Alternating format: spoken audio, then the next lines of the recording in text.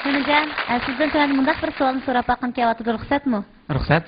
Adətdə siz naqş tanlaganda qandaq naqşlarni tanlashni yaxshi ko'rasiz? Naqshingizni tanlab bo'lgandan keyin aytish jihatda qaysi taraflarga ko'proq ahamiyat berasiz? Eng oldi bilan bir yaxshi naqshchi bo'lgan odam o'ziga tanlamoqchi bo'lgan naqshiningki o'zining xarakteriga tushgan tushmaganligiga alohida diqqat qilish kerak. O'z xarakteri bilan moslashish kerak.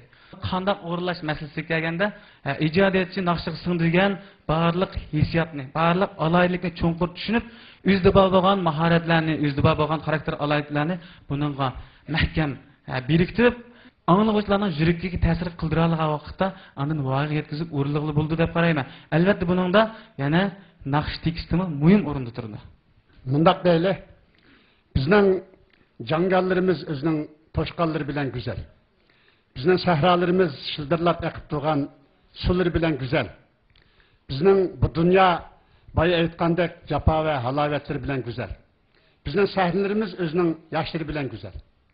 Bizning naqshlarimiz boya aytgan bu dunyo degan naqshning tekstidek bizning og'zaki adabiyotimizda qolib qolgan xalq qo'shoqlari va yozma adabiyotimizda qolib qolgan she'rlar bilan go'zal. Shunga tekst masalasiga kelganda bizning bunda ikki manba bor. Biri necha ming yillardan buyon davomlashib kelayotgan ishimizni ko'ydiradigan xalq naqshlari va shuning tekstlari. Yana birisi bizning adib ulamolarimiz yozgan necha yillardan buyon davomlashayotgan she'rlar.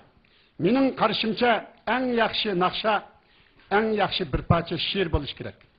Bu she'r cho'qim ahangdor, mazmuni chunqur, kishilarning yurak tarini chekadigan, kishilarga estetik zoq bag'ishlaydigan, hamma odamni o'ylantiradigan bo'lishi kerak. Lekin she'rning hammasini naqsh qilib aytqilib bo'lmaydi.